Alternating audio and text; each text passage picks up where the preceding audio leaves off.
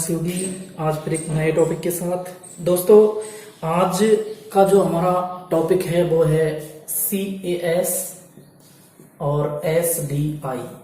CAS और SDI ये दोनों आपके सिलेबस में हैं, तो हम इनके बारे में विस्तृत रूप से चर्चा करने वाले हैं।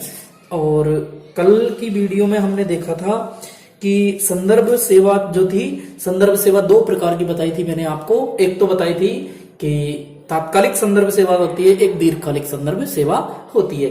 अब हम देखते हैं CAS और SDI क्या है।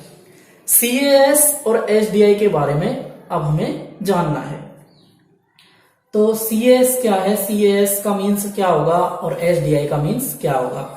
तो दोस्तों ये आप जैसे मैं एक उदाहरण से आपको बताऊं, इस उदाहरण की बात करें, जैसे हम समसामयिकी होती है, समसामयिकी होती है किसी भी चीज की करंट की बात करते हैं, किसी भी चीज की करंट। अब जो CAS है दोनों ही देखो CAS और SDI यानी उदाहरण से हम देखते हैं कि समसामयिकी होती है। समसामयिकी दोनों ही समसामयिकी हैं, दोनों ही करंट की बात करते हैं, लेकिन दोनों में अंतर क्या है, अंतर महत्वपूर्ण अंतर की बात करते हैं कि दोनों ही क्या है, करंट है। जब कोई भी हम करंट के बारे में जानते हैं, करंट यानी कोई भी समसामयिकी है, कोई भी खबर यदि हमें चाहिए, CAS का मीन्स होता है कि वो कोई भी प्रकार की खबर हो सकती है, यानी सभी प्रकार की समसामयिकी जो होती है वो होती है CAS। और SDI केवल एक क्षेत्र से संबंध रखने वाली, एक विशेष क्षेत्र से। जैसे अभी आप तैयारी कर रहे हैं किसकी, लाइब्रेरियन की, लाइब्रेरी की आप लोग तैयारी कर रहे हैं, तो लाइब्रेरी में आपको जरूरत है, जैसे मैं बात करूं कि हमें लाइब्रेरी से संबंधित करंट चाहिए थी।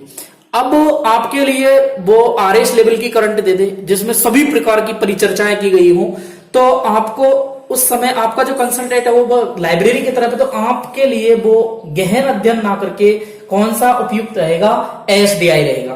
तो ये आप एक बार समझ लीजिए, दोबारा से एक बार और देख लीजिए कि CAS का मीन्स होता है कि सभी प्रकार की करंट, जो यानी हम कह सकते हैं कि एक ऐसी सूचना प्रदान करने की विधि है CAS कि जिसमें किसी पाठक को उसके विशेष विषय में नहीं बल्कि विभिन्न विस्तृत विषयों में नवीनतम परिवर्तन की जानकारी दी जाती है। वो क्या कहलाती है, हमारी CAS कहलाएगी। एक बार दोबारा सुने, CAS वह सूचना है जो किसी पाठक को उसके विभिन्न विषयों में नहीं बल्कि विभिन्न विस्तृत विषयों की जानकारी देता है। एक विशेष विषय की नहीं जबकि विस्तृत विषयों की जानकारी देता है। और ये नवीनतम परिवर्तन जो प्रदान करने की तकनीक है वो क्या कहलाती है, CAS कहलाती है। तो एक बार आप इसको परिभाषा के तौर पर लिखें और मैं आपको लिखा देता हूं। CAS की चर्चा कर रहे हैं हम, हेडिंग आप लोग बनाएंगे क्या, CAS। इसको हम सामयिक अभिमत सेवा भी कहते हैं, सामयिक अभिमत सेवा, सामयिक अभिमत सेवा या सामयिक अभिमत सेवा या अभिज्ञता सेवा भी कहते हैं, अभिज्ञता। तो दोस्तों इसकी आप परिभाषा लिखेंगे कि यह सूचना प्रदान करने की विधि है, यह सूचना प्रदान करने की विधि है, यह सूचना प्रदान करने की क्या है, विधि है। यह सूचना प्रदान करने की विधि है किसी पाठक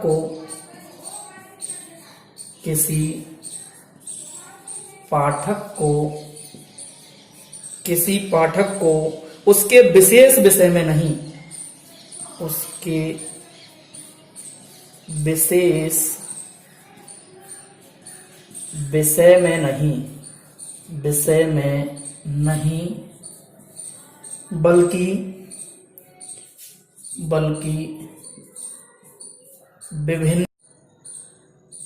विभिन्न विस्तृत विषयों में हो रहे नवीनतम परिवर्तन की जानकारी प्रदान करवाता है। तो ये क्या है, ये हो जाएगा हमारा CAS। CAS क्या है, यह सूचना प्रदान करने की विधि होती है किसी पाठक को उसके विषय विशेष में नहीं, यानी उसके विशेष विषय में नहीं बल्कि विभिन्न विस्तृत विषयों में नवीनतम परिवर्तन की जानकारी क्या करवाता है, ये प्रदान करवाता है। तो ये है हमारा CAS। CAS इस प्रकार ये हो जाएगा हमारा क्या, CAS।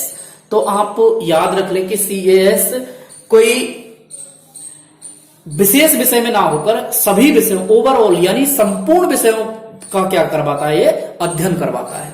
तो ये जो जानकारी है वो क्या है, CAS की जानकारी है। अब दोस्तों कुछ चर्चा करेंगे इसकी विशेषताओं के बारे में कि इसकी विशेषताएं क्या होती हैं, CAS की विशेषताएं क्या हैं। तो ये आपने लिख लिया होगा, मैं ऐसी उम्मीद करता हूं।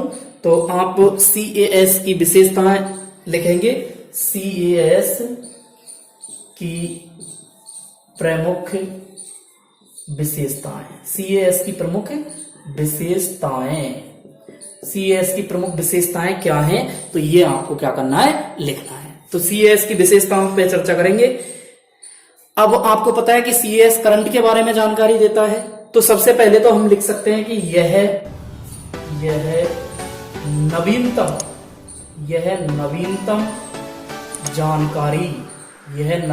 जानकारी प्रदान करवाता है।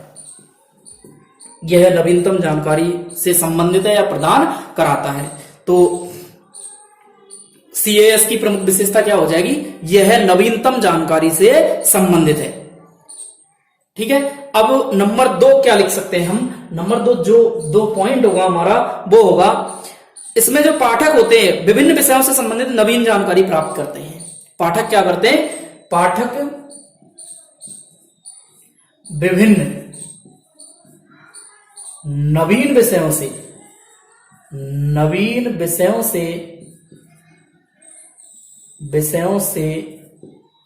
संबंधित जानकारी प्रदान करते हैं। क्या करते हैं, नवीन विषयों से संबंधित जानकारी प्रदान करते हैं। नंबर 3 पॉइंट की बात करते हैं। तीसरा पॉइंट क्या हो सकता है इसकी विशेषताओं को लेकर। पहला जो पॉइंट है, नवीनतम जानकारी प्रदान करता है, पाठक विभिन्न विषयों से संबंधित जानकारियां प्राप्त करता है। एक विषय से नहीं, विभिन्न विषयों से, संपूर्ण विषयों के लिए मैंने पहले बता दिया आपको। तीसरा पॉइंट है, CAS की सेवा के लिए नवीनतम सामग्री का प्रकाशन करते हैं। पुस्तकालय, क्या लिख सकते हैं हम, पुस्तकालय CAS सेवा के लिए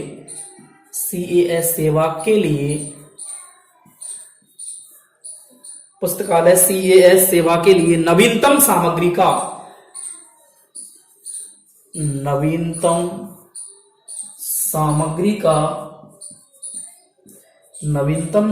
का प्रकाशन करते हैं। सामग्री का प्रकाशन करते हैं, नवीनतम सामग्री का प्रकाशन करते हैं। ये हो जाएगा हमारा क्या, नंबर 3 पॉइंट। नंबर 4 की चर्चा करते हैं हम। 4 पॉइंट क्या हो सकता है, 4 हो सकता है कि यह एक विस्तृत अवधारणा है। कैसी अवधारणा है, यह एक विस्तृत अवधारणा है। यह एक विस्तृत क्या है, अवधारणा है। तो आप देख सकते हैं कि यह विस्तृत अवधारणा है। अब आपको यह समझ लेना है कि जो ये सिस्टम है, ये आपको क्या करना है, CAS की जो प्रमुख विशेषता है वो क्या हो सकती है कि यह एक नवीनतम जानकारी प्रदान कराता है। क्या कराता है, एक नवीनतम जानकारी प्रदान कराता है। पाठक विभिन्न विषयों से संबंधित जानकारी प्रदान करते हैं। तीसरी बात क्या कही है, पुस्तकालय CAS सेवा के लिए नवीनतम सामग्री का क्या करते हैं, प्रकाशन करते हैं। और यह एक विस्तृत अवधारणा यानी संपूर्ण विषयों से संबंधित जो सोच है वो क्या है कि CAS की विशेषताओं में हम शामिल कर सकते हैं। तो दोस्तों आपने मेरे साथ साथ में यहां तक लिखा होगा, ऐसी मैं उम्मीद करता हूं। और दोस्तों यदि आपको हमारी ये वीडियो अच्छी लगती है तो एक बार हमारे चैनल को सब्सक्राइब कर लें और साथ में बेल आइकन को दबाएं, जिससे कि आपको प्रतिदिन आने वाली वीडियो की नोटिफिकेशन सबसे पहले आपको मिले। और मुझे पता है कि आपके मन में यही चल रहा है कि सर ये हमारा कोर्स कितने दिन में कंप्लीट हो जाएगा। तो दोस्तों मैं प्रतिदिन कोशिश करता हूं कि आपका कोर्स जल्दी से जल्दी क्या हो जाए, समाप्त हो जाए, क्योंकि एग्जाम भी नजदीक है। तो ये आप देखते रहें। और यदि आपको अच्छी लगती है तो दोस्तों इसके कमेंट बॉक्स में आप एक बार जरूर बताएं कि आपको किस विषय पर और ज्यादा पढ़ने की जरूरत है, कौन सा टॉपिक आपको चाहिए। अब आप पढ़ेंगे सीएएस प्रदान करने वाली विधियां। सीएएस प्रदान करने वाली विधियां, सीएएस प्रदान करने वाली विधियों से संबंध यानी मेथड कौन कौन से हो सकते हैं, तो ये हम क्या है इसको पढ़ेंगे। तो आप हेडिंग बना सकते हैं सीएएस प्रदान करने वाली विधियां। सीएएस प्रदान करने वाली विधियां कौन कौन सी हैं, तो आपको पता होगा कि सीएएस यानी करंट अफेयर की बात कर रहा है। वो करंट जितनी भी है, चाहे आपको छोटी से लेकर बड़ी चीज तक की करंट की बात करता है, रोज प्रतिदिन अपडेट होने वाली चीजों की बात करता है। तो आप बताओ कौन कौन सी विधि प्रयोग में ले सकते हैं। तो आपके मन में यही विचार आ रहा होगा कि समाचार पत्रों की कतरनें। नंबर 1 क्या हो सकता है, समाचार पत्रों की कतरनें यानी कटिंग। समाचार पत्रों की कटिंगों से भी आप क्या कर सकते हैं, सीएएस को प्रदान करा सकते हैं। नंबर 2 क्या कर सकते हैं, अनुसंधान प्रगति रिपोर्ट या बुलेटिन के द्वारा। अनुसंधान प्रगति रिपोर्ट। नंबर 2 क्या कह सकते हैं, अनुसंधान प्रगति रिपोर्ट या अनुसंधान प्रगति रिपोर्ट या बुलेटिन यानी समाचार पत्र, बुलेटिन के द्वारा भी आप क्या कर सकते हैं, सीएएस को प्रदान करा सकते हैं। अब अनुसंधान प्रगति रिपोर्ट जो है, हमारे भारत में तो केवल ऐसी 2 ही बुक हैं जिनसे कि जो सबसे ज्यादा क्या करते हैं, हमें समसामयिकी की जानकारी देते हैं। और मैं केवल बुक की बात कर रहा हूं, मैं गाइड की बात नहीं कर रहा। तो यहां आ जाएगी, एक तो कुरुक्षेत्र है नंबर 1। नंबर 2 आप कह सकते हैं कि विज्ञान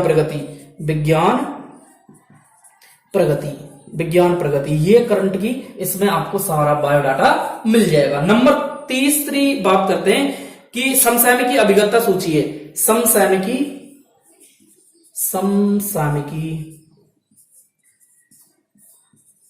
अभिज्ञता सूची। समसामयिकी अभिज्ञता सूची के द्वारा भी हम क्या कर सकते हैं कि इसकी रिपोर्ट तैयार कर सकते हैं और इसकी क्या कर सकते हैं, हम इसकी विधियों में इसको शामिल कर सकते हैं। नंबर 4 पॉइंट की बात करते हैं, व्यापारिक संस्थानों की पत्र पत्रिकाओं द्वारा। नंबर 4 क्या कर सकते हैं हम, व्यापारिक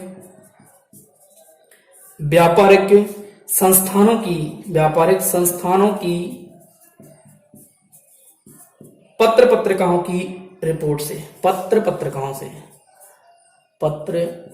पत्रिकाओं द्वारा। तो ये हमारी क्या हुई, इसकी विधियां हुई। समाचार पत्रों की कतरनों के माध्यम से भी आप सीएएस प्रदान कर सकते हैं। अनुसंधान प्रगति रिपोर्ट या बुलेटिन के द्वारा भी आप प्रदान कर सकते हैं, जैसे कुरुक्षेत्र है, विज्ञान है। समसामयिकी अभिज्ञता सूची, इस सूची के द्वारा भी, समसामयिकी की जो सूची है इसके द्वारा भी आप क्या कर सकते हैं, सीएएस प्रदान कर सकते हैं। व्यापारिक संस्थानों की जो पत्र पत्रिकाएं, उनके माध्यम से भी आप क्या कर सकते हैं, इसको प्रदान कर सकते हैं। तो ये आपकी हुई क्या, सीएएस। क्या हो जाएगी दोस्तों, सीएएस। तो सीएएस मैं उम्मीद करता हूं कि आपको ये जरूर समझ में आई होगी। तो सीएएस हो जाएगी। इसके बाद में हम एसडीआई की बात करते हैं। किसकी, एसडीआई की। एसडीआई की चर्चा करेंगे। और एसडीआई आपको पता होगा कि यह चयनित सूचना प्रसार सेवा है। चयनित सूचना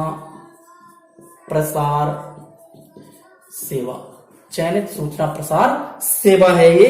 और अब आपको क्या करना है कि एसडीआई होती क्या है। एसडीआई जो है, मैंने आपको बताया कि जो सीएएस है वो तो नवीनतम जानकारी तो देती है, तो एसडीआई भी नवीनतम जानकारी देती है।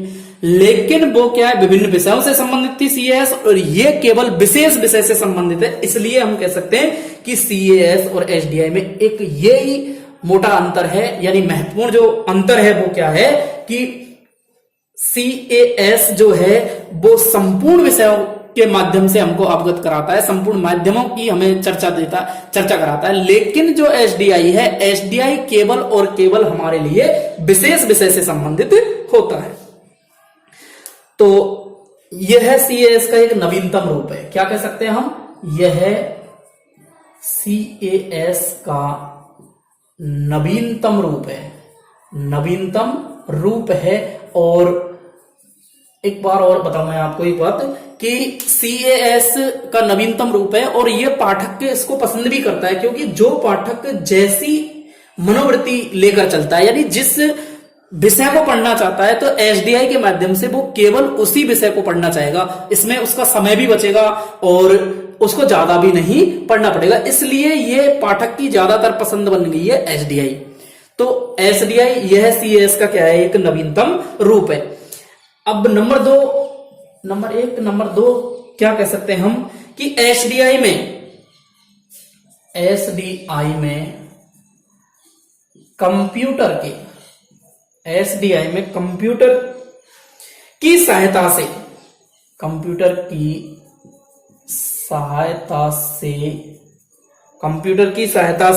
उपयोगकर्ता की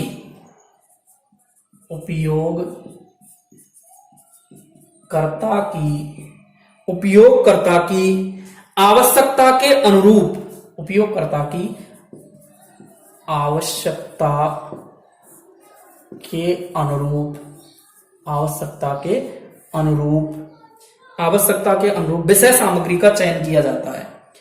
विषय सामग्री का चयन किया जाता है। देखिए कि ये कह रहा है एसडीआई में कंप्यूटर की सहायता से उपयोगकर्ता की आवश्यकता के अनुरूप विषय सामग्री का चयन किया जाता है। दोस्तों, आप जैसे मैं अभी एक सीधा सा उदाहरण बताऊं आपको, जो कि नवीनतम यानी मौलिक जो उदाहरण है वो है कि अभी आप यूट्यूब पर ये वीडियो देख रहे हैं, ठीक है, आपने ये वीडियो देखी, आप लाइब्रेरी साइंस सर्च करते हैं, चाहे मुझे पढ़ रहे हैं या और किसी सर को पढ़ रहे हैं, तो आप यदि लाइब्रेरी साइंस को लगातार 3 या 4 दिन देखते हैं, लगातार उसकी वीडियो देखते हैं, तो अगले दिन आपको यूट्यूब पर ऊपर यानी जो होम पेज है उस पर आपको लाइब्रेरी साइंस से संबंधित ही सूचनाएं मिलेंगी। तो वो जो यूट्यूब है वो समझ चुका है आपकी आवश्यकता क्या है, कि आपकी आवश्यकता है केवल और केवल लाइब्रेरी साइंस। इसलिए अगर आपका मोबाइल कोई दूसरा देखेगा तो वो कहेगा कि यार आजकल तुझे लाइब्रेरी साइंस का बड़ा भूत चढ़ा है, भूत सवार है, तो आप लाइब्रेरी साइंस की तैयारी कर रहे हैं क्या? तो ऐसा आपको क्या हो जाएगा, प्रतीत हो जाएगा। तो ये मौलिक सा उदाहरण मैंने आपको बताया। नंबर 3 पॉइंट की बात करते हैं हम। नंबर 3 जो पॉइंट है वो क्या कह सकता है, नंबर 3 जो पॉइंट है वो है कि एसडीआई में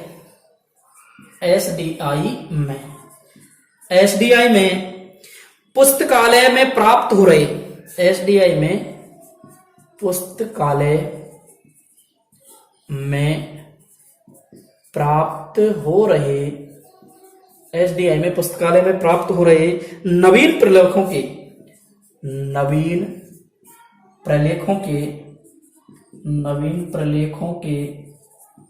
नवीन प्रलेखों के रिकॉर्ड के साथ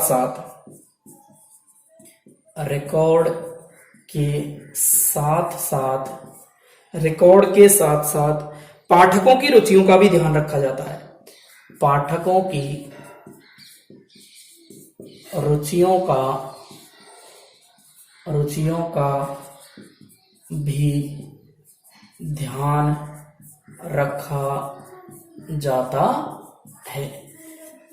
एसडीआई में पुस्तकालय में प्राप्त हो रहे नवीन प्रलेखों के रिकॉर्ड के अनुसार पाठकों की रुचियों का भी ध्यान रखा जाता है। यानी एसडीआई और सीएएस इन दोनों में अंतर जो है वो क्या है कि एसडीआई में पुस्तकालय में प्राप्त हो रहे हैं नवीन प्रलेखों के अनुसार, यानी उसमें जो नई अपडेटिंग हुई है उसके अनुसार जो पाठक का रिकॉर्ड है, पाठक की क्या रुचियां हैं, वो केवल उनका ध्यान उसमें रखता है और उन दोनों में कंप्रोमाइज करके वो क्या कर देता है, उसको बता देता है कि वो पाठक चाहता क्या है, जिससे इससे पाठक को जो चाहता है वो उसको प्राप्त हो जाता है, यानी वांछित सूचनाएं प्राप्त करा दी जाती हैं। पाठक को वांछित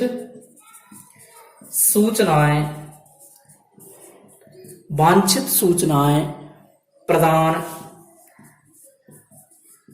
करा दी जाती है। तो ये आप एक बार देख लें, मैंने क्या बताया आपको कि यह सीएस का क्या है, नवीनतम रूप है। एचडीआई में कंप्यूटर की सहायता से उपयोगकर्ता की आवश्यकता के अनुरूप विषय सामग्री का क्या किया जाता है, चयन किया जाता है। एचडीआई में पुस्तकालय में प्राप्त हो रहे नवीन प्रलेखों के रिकॉर्ड के साथ साथ पाठकों की रुचियों का भी ध्यान रखा जाता है। इससे पाठक वांछित सूचनाएं क्या कर देता है, प्रदान करा दी जाती है पाठक के लिए। तो आपने यहां तक ये लिख लिया होगा। तो अगर आपने लिख लिया है, नहीं लिखा है तो एक बार लिख लें और फिर हम थोड़ा सा आगे बढ़ने की प्रयास करेंगे। तो एक बार आप इसको लिख लीजिए।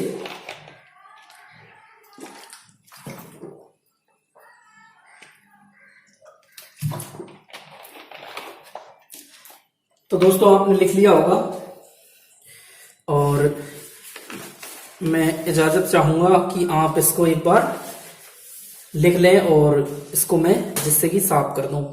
तो देखो ये हो गया हमारा एचडीआई, और इसमें अगला पॉइंट क्या कह सकता है, वो अगले पॉइंट की परिचर्चा करेंगे हम। अगला पॉइंट है हमारा कि इस प्रकार, नंबर 4 की चर्चा कर रहे थे हम। 4 में क्या लिख सकते हैं कि इस प्रकार एचडीआई एक प्रकार की व्यक्तिगत सेवा है। इस प्रकार एचडीआई इस प्रकार एचडीआई एक व्यक्तिगत सेवा है। व्यक्तिगत सेवा है। एचडीआई क्या है, एक व्यक्तिगत सेवा है। एक प्रकार की क्या हो जाएगी, व्यक्तिगत सेवा है। अब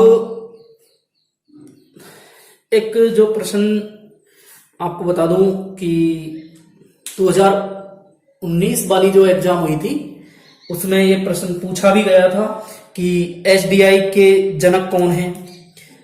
तो एचडीआई के जो जनक हैं, एचडीआई के जनक और एचडीआई के जनक हैं कंप्यूटर वैज्ञानिक एचपी लोहान। कंप्यूटर वैज्ञानिक एचपी लोहान, ये क्या है, एचडीआई के जनक कहे जाते हैं। तो एचडीआई और जो एचपी लोहान है उन्होंने इसकी एक परिभाषा भी दी है, और परिभाषा क्या दी है वो परिभाषा आप देख लें कि एचपी लोहान के अनुसार एचपी लोहान ने क्या क्या लिखा है एचडीआई के बारे में। तो एचडीआई के बारे में लिखा है, एचडीआई किसी संस्था द्वारा, एचडीआई किसी संस्था द्वारा प्रदत्त सेवा है। संस्था द्वारा प्रदत्त सेवा है।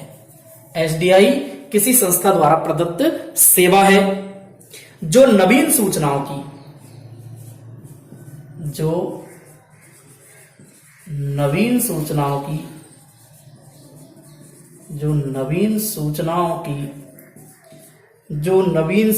की इकाइयों को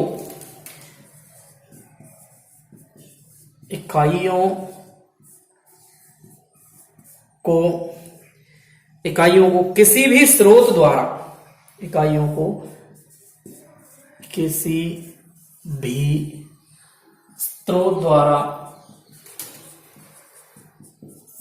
द्वारा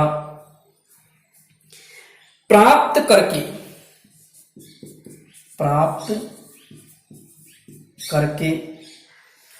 संस्था के उन भागों तक प्रवाहित करती है, संस्था के उन भागों तक भागों तक प्रवाहित करती है, उन भागों तक प्रभावित करती है जहां उनकी सबसे अधिक उपयोगिता होती है, जहां उनकी सबसे अधिक उपयोगिता संभव हो।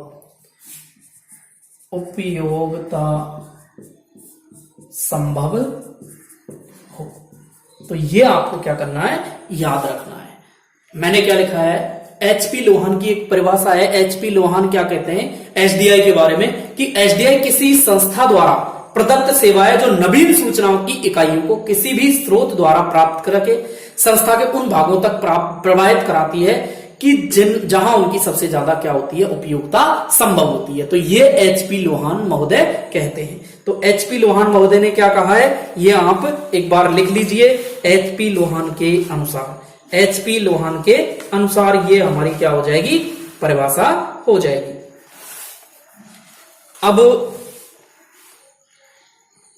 ये आपने लिख लिया होगा। अब इससे आगे हम पढ़ते हैं कि इसके चरणों की बात करते हैं एसडीआई के। तो एक बार ये देख लिए, एसडीआई प्रदान करने के चरण कौन कौन से हैं। एसडीआई प्रदान करने के चरण, एसडीआई प्रदान करने के चरण, किस प्रकार से एसडीआई को प्रदान कराया जा सकता है। नंबर 1, उपयोगकर्ता की प्रोफाइल बनाकर, उपयोगकर्ता की प्रोफाइल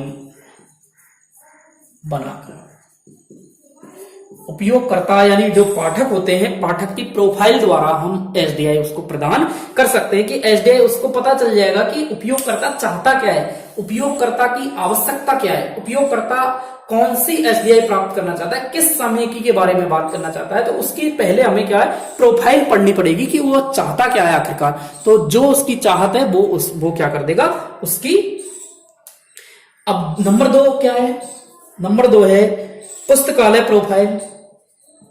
पुस्तकालय प्रोफाइल। अब ये क्या होता है, देखो पुस्तकालय प्रोफाइल एक, जैसे आपने कभी, क्या बताऊं मैं आपको, जैसे आप फेसबुक चलाते हैं, फेसबुक में आप अपनी प्रोफाइल लगाते हैं, प्रोफाइल में आप अपने बायोडाटा को लिखेंगे।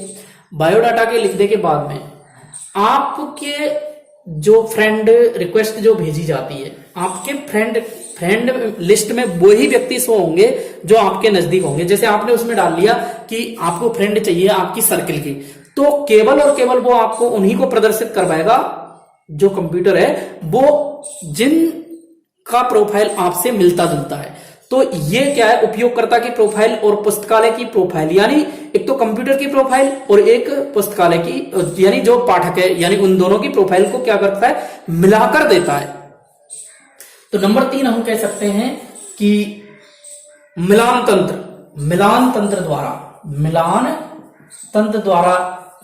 तंत्र द्वारा ये भी एसडीआई प्राप्त करने का चरण है। एसडीआई प्रदान कर सकता है मिलान तंत्र, और ये करता है कौन, कंप्यूटर। क्योंकि कंप्यूटर क्यों करता है, क्योंकि कंप्यूटर का डाटा और पाठक का डाटा दोनों को मिलाकर वो आपको क्या करेगा, एसडीआई प्रदान करवाएगा। नंबर 4 कह सकते हैं हम, नंबर 4 है अधिसूचना द्वारा। अधिसूचना के माध्यम से भी वो क्या कर सकता है, इसको समझा सकता है, अधिसूचना के माध्यम से। और नंबर जो 5 पॉइंट है वो है प्रक्रिया तंत्र द्वारा। प्रक्रिया तंत्र को कहते हैं आप फीडबैक। आप इसके बारे में क्या कहना चाहते हैं, फीडबैक के द्वारा भी वो क्या कर सकता है, प्रदान करवा सकता है। एक प्रोफाइल संशोधन तथा पाठक की इच्छा। नंबर 6 क्या रख सकते हैं हम, प्रोफाइल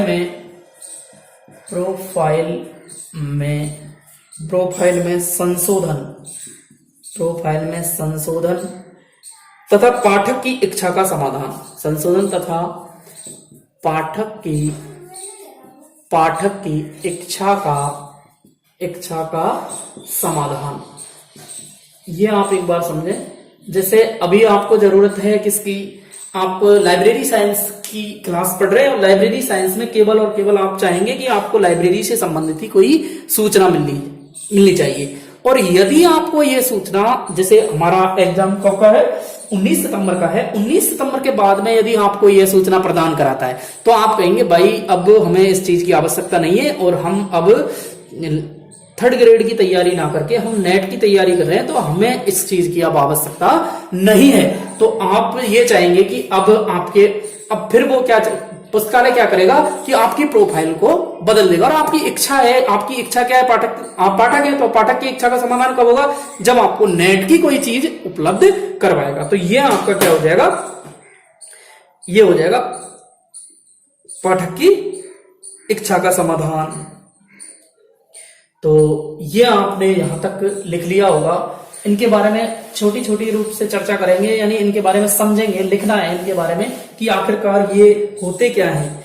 तो आप कहें तो मैं इसके बारे में आपको लिखा दूं, और यदि आप ऐसा समझते हैं कि आप इसको समझ चुके हैं तो पाठक की प्रोफाइल नंबर 1 लिखा था हमने, पाठक की प्रोफाइल। पाठक की जो प्रोफाइल है, पाठक की प्रोफाइल में क्या लिखना है आपको कि सर्वप्रथम एसडीआई में सेवा प्राप्त करने के इच्छुक पाठक का चयन किया जाता है।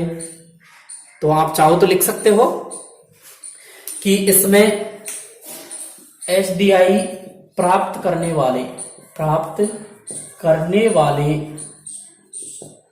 पाठक का चयन। सबसे पहले तो उस व्यक्ति को आपको प्रोफाइल ये देखनी है कि वो व्यक्ति चाहता क्या है। यदि वो इस चीज को चाहता है, एसडीआई प्राप्त करना चाहता है, तो उसकी प्रोफाइल को सबसे पहले तो आप क्या करोगे, उसमें चयन करोगे। फिर उसके बाद में पाठक की रुचि जानकर किसी निश्चित व्यवस्था के अंतर्गत उस सूचना को संग्रहित किया जाता है। नंबर 2 क्या लिख सकते हैं हम इसमें कि पाठक की रुचि जानकर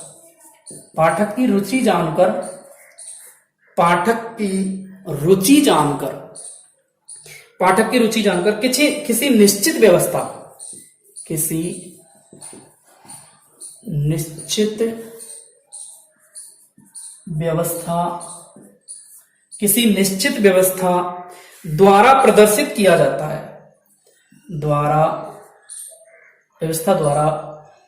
निश्चित व्यवस्था द्वारा प्रदर्शित किया जाता है। निश्चित व्यवस्था द्वारा ऐसी सूचना को संग्रहित किया जाता है।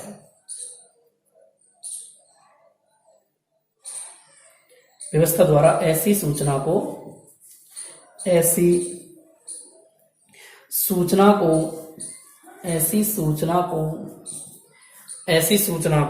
संग्रहित किया जाता है। संग्रहित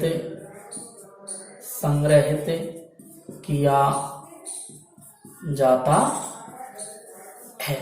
तो ये हमारा क्या हो जाएगा, पाठक की प्रोफाइल। पाठक की प्रोफाइल में हमने क्या पढ़ा था, एसडीआई प्राप्त करने वाले पाठक का चयन किया जाएगा। पाठक की रुचि जानकर किसी निश्चित व्यवस्था द्वारा ऐसी सूचना को क्या किया जाएगा, संग्रहित किया जाएगा। तो ये आपका क्या हो जाएगा, पाठक की प्रोफाइल। नंबर 2 पॉइंट मैंने क्या लिखाया था, नंबर 2 लिखाया था पुस्तकालय का प्रोफाइल। पुस्तकालय का जो प्रोफाइल है, पुस्तकालय के प्रोफाइल में इस चरण में पुस्तकालय में प्राप्त होने वाली विषय वस्तु को उसी व्यवस्था के द्वारा प्रदर्शित किया जाता है जो उपयोगकर्ता प्रोफाइल के लिए उपयोग में लाई जाती है। जैसा कि मैंने आपको पहले बताया था जब मैं समझा रहा था कि पाठक की प्रोफाइल और पुस्तकालय की प्रोफाइल दोनों जो प्रोफाइल है किसकी, पुस्तकालय की, यानी ये कहता है कि इस चरण में पुस्तकालय में प्राप्त होने वाली, मैं लिख देता हूं यहां, ये आप एक बार मैं लिख देता हूं तो आपके समझ में अच्छे से आ जाएगा। लाइब्रेरी प्रोफाइल,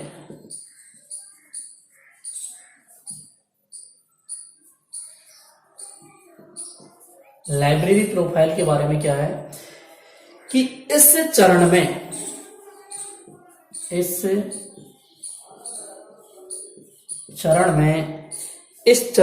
पुस्तकालय में प्राप्त होने वाली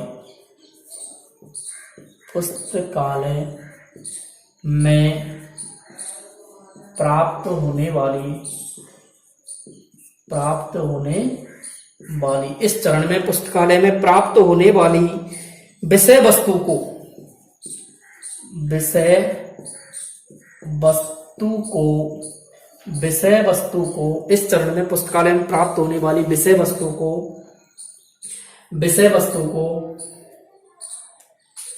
उसी व्यवस्था द्वारा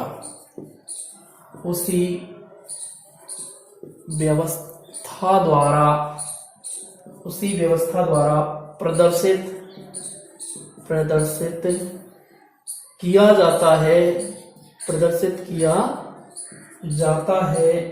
जो कि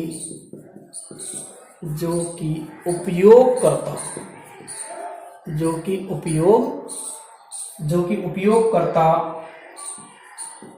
प्रोफाइल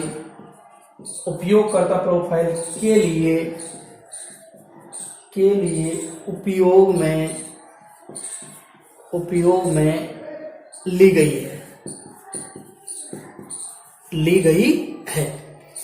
अब देखिए आप, इस चरण में पुस्तकालय में प्राप्त होने वाली विषय वस्तु को उसी व्यवस्था द्वारा प्रदर्शित किया जाता है जो कि उपयोगकर्ता के प्रोफाइल के लिए उपयोग में ली गई है।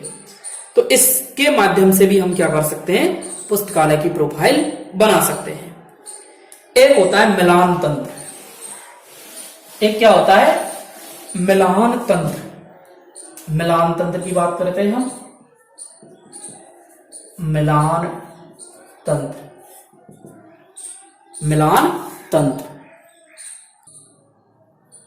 दोस्तों, मिलान तंत्र की बात कर रहे थे हम। मिलान तंत्र एसडीआई के इस चरण में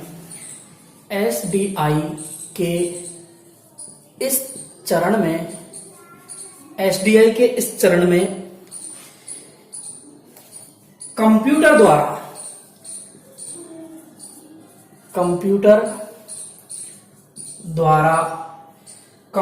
द्वारा पाठक तथा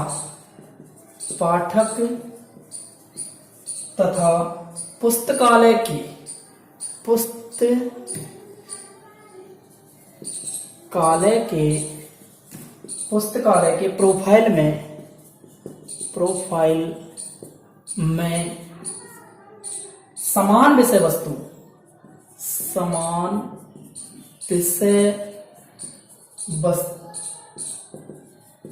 का मिलान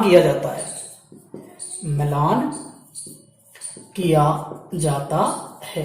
इसमें होता क्या है दोस्तों कि मिलान तंत्र जो है एसडीआई के इस चरण में कंप्यूटर द्वारा पाठक तथा पुस्तकालय के प्रोफाइल में समान विषय वस्तु का क्या किया जाएगा, मिलान किया जाएगा। ये आपको याद रखना है कि मिलान तंत्र जो होता है वो पाठक की प्रोफाइल प्लस लाइब्रेरी की प्रोफाइल और कंप्यूटर, इन दोनों को क्या करता है, मिलान करता है कि इनमें कौन सी चीज कॉमन है, कौन सी चीज कॉमन नहीं है। उसके माध्यम से वो क्या कर देगा, इसको आपको प्रदर्शित करेगा। नंबर 4 है अधिसूचना। अधिसूचना जो होती है, इसका अंग्रेजी अर्थ आप सब जानते हैं। अधिसूचना का मीन्स क्या होता है। अधिसूचना यदि मैं आपको अंग्रेजी अर्थ लिख देता हूं तो आप सब पहचान जाओगे कि अधिसूचना इसे कहते हैं। नोटिफिकेशन जो होती है, जैसे हम सभी कहते हैं कि आप बेल आइकन को दबाएं, आपके पास नोटिफिकेशन मिलेगी। तो आप जैसे ही हमारी वीडियो यहां से अपलोड होती है तो आपके पास एक नोटिफिकेशन जाता है, एक मैसेज जाता है कि आपकी ये चीज अब उपलब्ध है। तो इसमें क्या करना है आपको, इसमें लिख लेना है आपको कि इसमें क्या होता क्या है कि पाठक की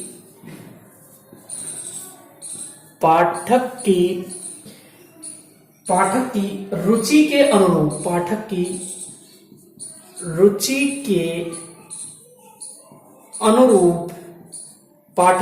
के अनुरूप विषय वस्तु की प्राप्ति हो जाने पर,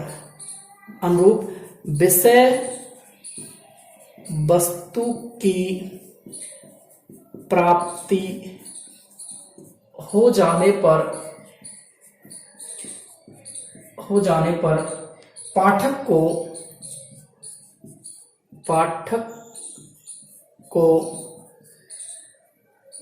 को इस संबंध में सूचना दे दी जाती है। तो ये आपको क्या करना है, याद रख लेना है। तो इस संबंध में पाठक को इसमें क्या दे दी जाती है, सूचना दे दी जाती है। तो यहां तक आपने ये लिख लिया होगा। और दोस्तों थोड़ी सी बड़ी वीडियो हो रही है तो कोई दिक्कत नहीं है, आप भी इसमें कोई इश्यू नहीं होना चाहिए, क्योंकि पढ़ाई चल रही है तो आपको कुछ ना कुछ सीखने को मिल रहा है। अगला पॉइंट है हमारा प्रक्रिया तंत्र, प्रतिक्रिया तंत्र, प्रतिक्रिया तंत्र। प्रतिक्रिया तंत्र जो होता है वो होता है फीडबैक। क्या होता है? फीडबैक आप देख लें कि इसके बारे में आपका विचार क्या है। क्या है? पुस्तकालय के बारे में आपका विचार क्या होता है, एसडीआई के बारे में आपका क्या विचार है, ये आपको फीडबैक देना है। तो इस चरण में पाठक द्वारा, लिख लें आप, इस चरण में पाठक द्वारा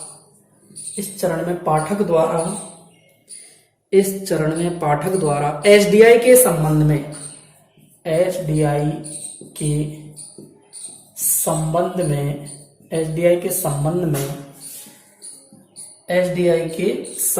में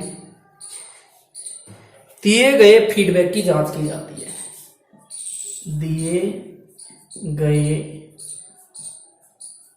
फीडबैक की जांच की जाती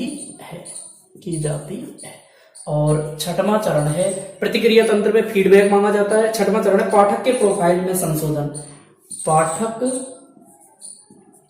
के प्रोफाइल में संशोधन यानी एडिटिंग। तो संशोधन जब हो जाएगा तो कंप्यूटर भी आपको उसी बात को क्या करेगा, प्राप्त कर पाएगा।